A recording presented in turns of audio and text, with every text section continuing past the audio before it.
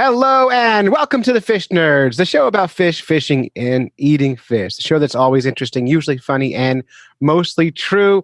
It is NAPOD Pomo Month, National Podcast Posting Month, where every single day this month we are putting out a new podcast episode. And we're able to do this because we've got friends. Thank goodness we have friends. Today, our friend is Andy Wang from Inspired Money. He makes a podcast. I met him in Philadelphia, Andy. Was it Philadelphia? Philadelphia, 2017? Yeah, we both were speaking at PMX, which was like the TED Talk of podcasting. You were on stage playing the ukulele. Did I say it right? I was playing the ukulele, and you took the title. I took the title. Yeah, I was sure you were going to win, though. Like, I'm like, you can't play an ukulele and not win. And I'm still disappointed that pulling out the ukulele in front of everybody. That was like pulling out all the guns for me. That's all I got. I know all I did was spin a wheel and talk about fish sex, and I don't. I learned that next time I have to spin a wheel. Spinning the wheel, man, it's a gimmick and it worked, and I'll take the win though. For what Congratulations! Hey, thanks. I'm riding that 2-year-old wave now. So, but we are here to do some fish in the news. Before we get into that, though, Andy, here's your shot, your big time to reach a bunch of fish nerds. What is your podcast about? My podcast is called Inspired Money, and whether you're fishing or you're not, we all have to deal with money. So I invite different guests onto the show, whether they're entrepreneurs, whether they are running a nonprofit and giving money away to a cause that's near and dear to their heart. I just talk to everybody, and just with a little bit of money, and really trying to figure out, like for our listeners, what kind of positive money stories are there? What kind of cool things are people doing with their money that will inspire us to actually look at our bank account and plan ahead? Because usually those are types of things that life gets in the way and end up on the back burner. Yeah, my money, I'm going to tell you my money handling secret is I pile it in drawers, and I have cigar boxes on my bureau, and I put money in cigar boxes. That's old school. And I pretend it's not there. That's old school. And I let my wife do all the books. Yeah, I talked to one guest who he had like one of the best funded Kickstarter campaigns starting a business.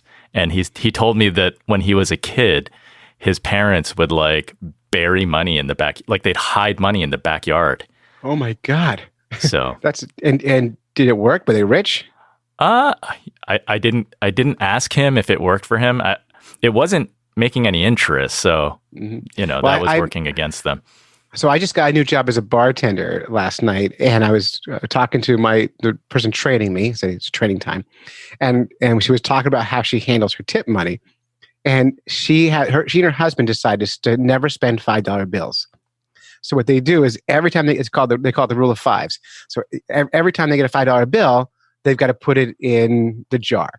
And so if they break a 20 and they get a 5 back, like they can't use that 5. It has to go in the drawer. And she says it's an amazing amount of money we save just $5 at a time. Yeah, so it works great. Excited about that. Yeah, I think the only two things is you have to make it a habit to use cash more. Mm-hmm. And then 2, when you take money out of the bank, it's like you take 20s out, because you know that you're going to get change back. You want more $5 coming back that you can bank. Right. Well, I mean, she's a bartender, so she gets piles of 5s all day.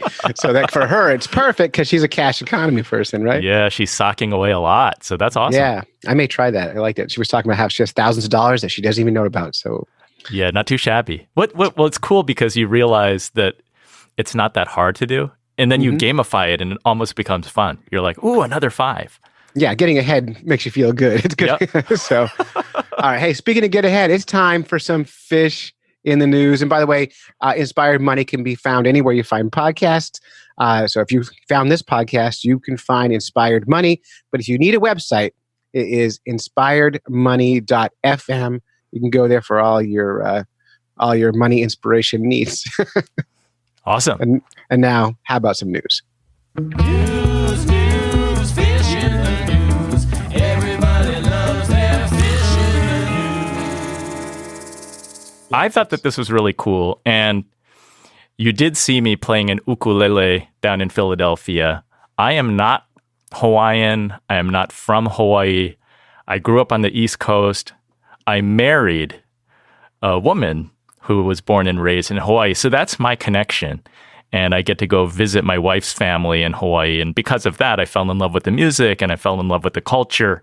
So I brought an article called Hawaii's Ancient Aquacultural Revival. Oh, perfect. And it talks about the Hawaiian Islands dating back to, oh my gosh, 1200 AD, used to have this very unique system where they had fish ponds and they're raising fish, but in the saltwater, right? This is like in the shore. And I visited the island of Molokai before, and I see the remnants of these ancient fish ponds. Were these man-made fish ponds? Like they carved these things out of volcanic rock, or how was it? I think it's a combo. I think sometimes they're using the coral and the rocks that are naturally formed, but I think they'll also put rocks there near the shore, and it kind of looks like a box shape. You'll be at the sand edge, and you can see this sort of shadow in the water that looks like a box. It looks like a square, and those are ancient fish ponds. And the Hawaiians knew how to get the fish into these fish ponds, and they would raise them. So it's like farm raising them, but it's a hybrid approach. This aquaculture, part natural, but cultivating, and a really cool way. And what's unique about it is that not only were they raising fish this way, but it was pretty sophisticated in that they would also analyze the flow coming from the mountains and what kind of plantings they had to do on the land that would flow down into the fish ponds for nourishment. So they were feeding the fish with nourishment that was flowing down from the mountains, but these were saltwater fish ponds fed from the ocean. And were they like tidal fed? Like how did they get they must be tidal. I don't know. I don't know how they feed them. Yeah. I just know that there were nutrients. I don't know. There had to be. I mean, so the nutrients coming down from the mountain sounds like we're talking runoff. We're talking about stuff from the plants. We're That's talking right. about, nitrogen, that sort of thing. Yes. So then the fish are do you know what kind of fish they were?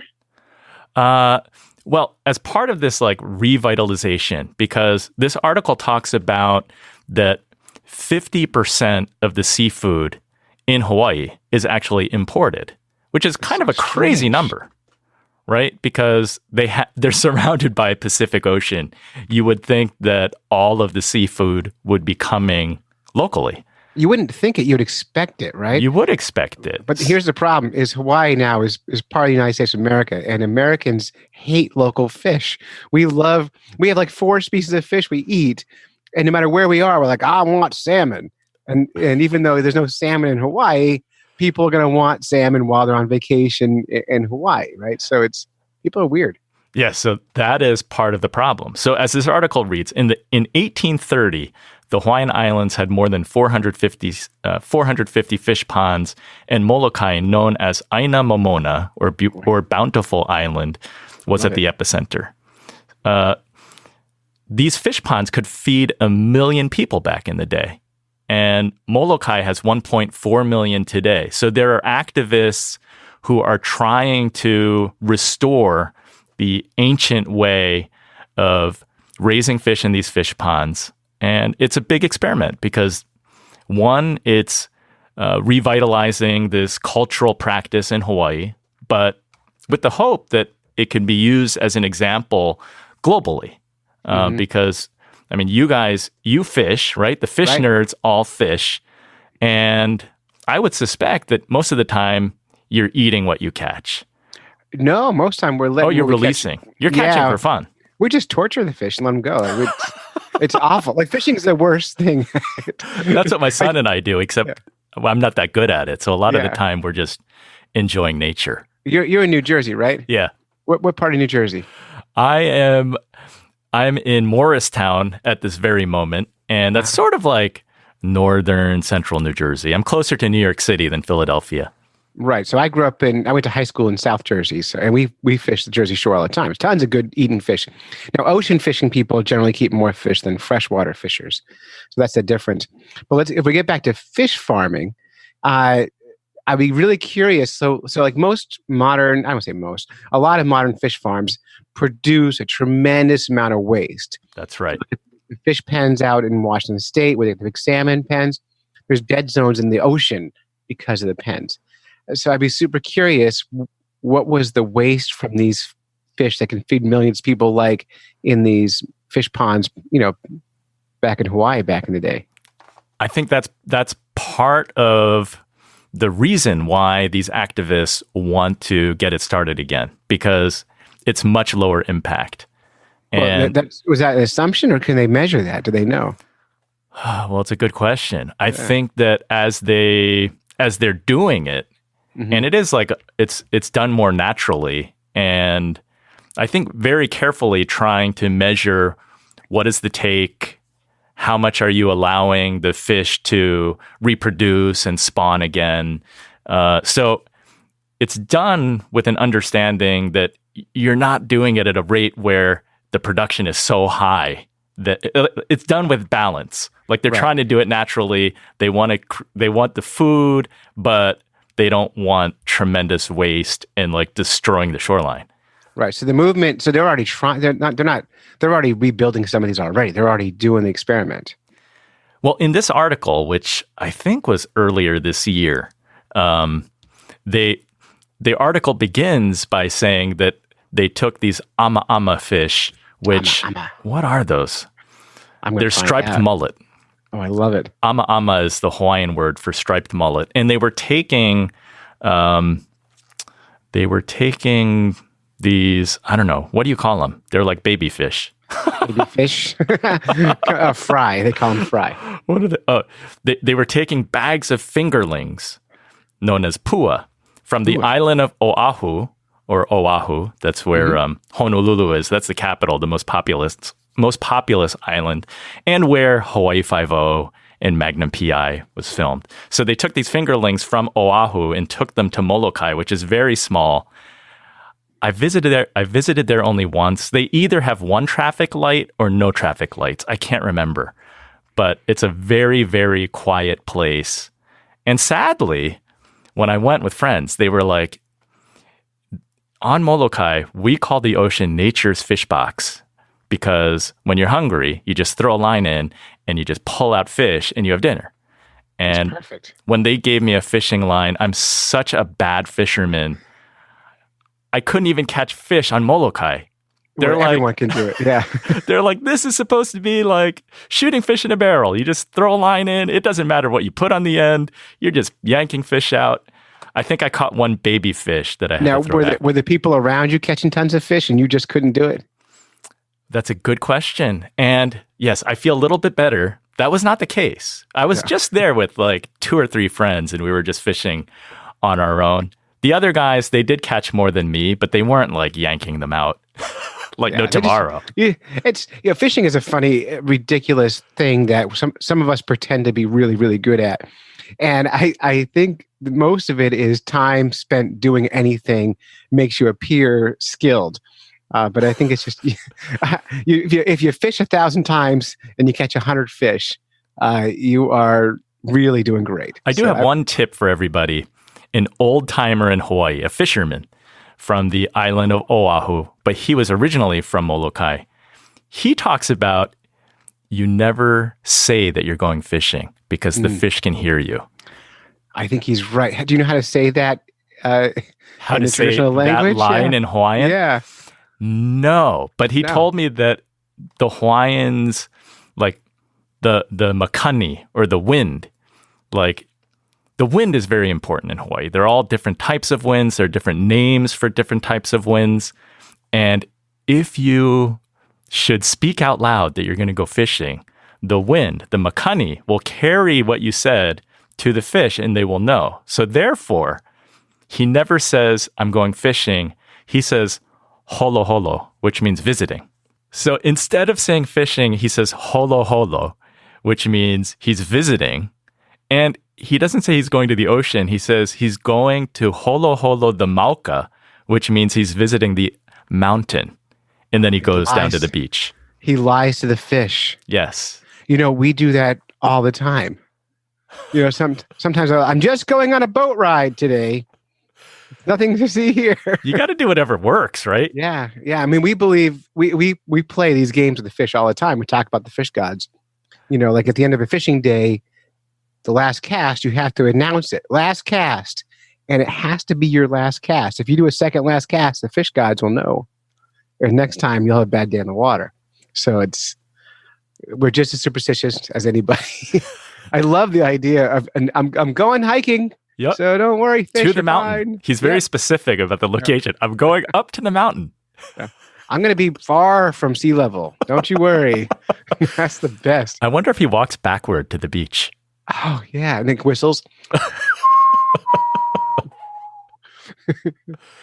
I'm just playing the ukulele. Don't worry about me. Yeah, good lessons in gratitude too, right? Because if you catch fish, you better be grateful. You can't take it for granted and get overconfident. Otherwise, the fish gods will punish you. They always, yeah. They've been punishing me my whole life. So, so I must have, in my youth, really pissed them off. So that's how you're podcasting. Yeah, that's right. I'm podcasting, not fishing. So that's all we can do. That's a great story. I'm glad you brought that story to us. And can you give us a link or a website we can find there? We can just Google it.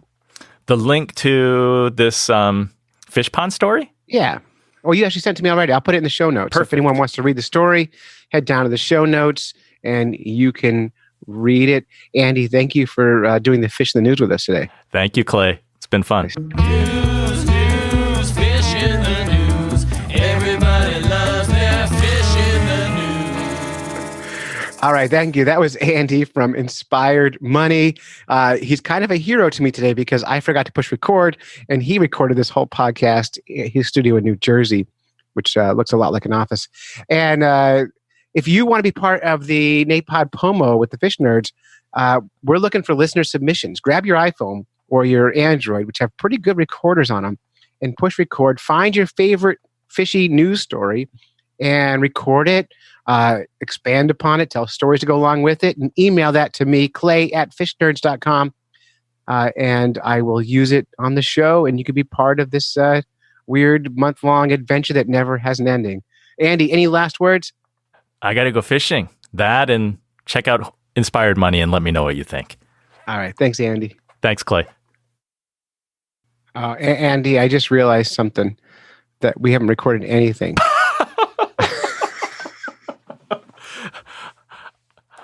I'm recording, so I could have something for you, but otherwise, But you won't have my end, would you? I think I do have your end. If you have my end, you can check it. Yeah, I should have your end, so I can just send you what I have. Do that. Yeah. Shit. It's just like I'm like, this is going so well. And then I look up, this big red light, recording paused. Yeah, I'm recording, so I think we're good. Okay, and you're picking up my audio? I am, yeah. 2 separate tracks, everything, even though you're not going to edit. Well, I am. Now I have to. We'll make it easy. Ah, shit, Andy. All right. So, well, go ahead.